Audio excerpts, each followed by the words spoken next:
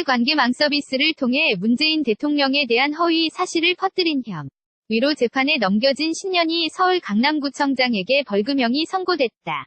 서울중앙지법 형사합의 21부는 오늘 신 구청장 혐의 일부를 유죄로 인정하고 벌금 800만 원을 선고했다.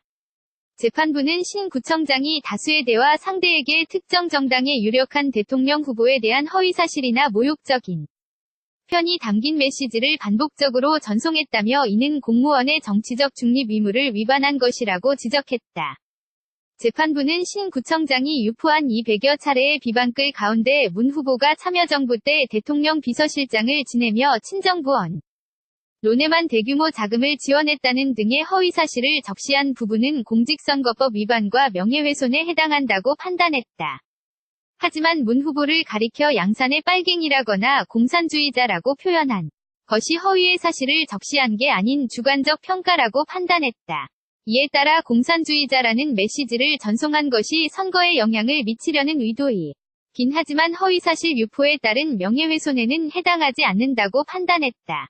신 구청장은 지난 2016년 12월부터 지난해 3월까지 대선에 출마한 문재인 당시 후보를 비방하는 글을 유포해 불법 선거운동을 하고 문 후보의 명예를 훼손한 혐의로 재판에 넘겨졌다.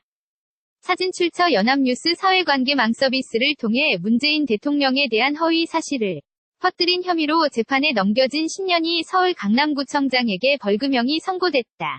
서울중앙지법 형사합의 21부는 오늘 신 구청장 혐의 일부를 유죄로 인정하고 벌금 800만 원을 선고했다. 재판부는 신 구청장이 다수의 대화 상대에게 특정 정당의 유력한 대통령 후보에 대한 허위사실이나 모욕적인 표현이 담긴 메시지를 반복적으로 전송했다며 이는 공무원의 정치적 중립 의무를 위반한 것이라고 지적했다.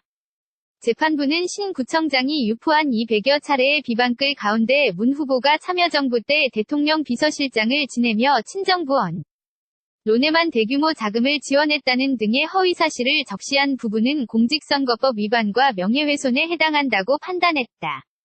하지만 문 후보를 가리켜 양산의 빨갱이라거나 공산주의자라고 표현한 것이 허위의 사실을 적시한 게 아닌 주관적 평가라고 판단했다.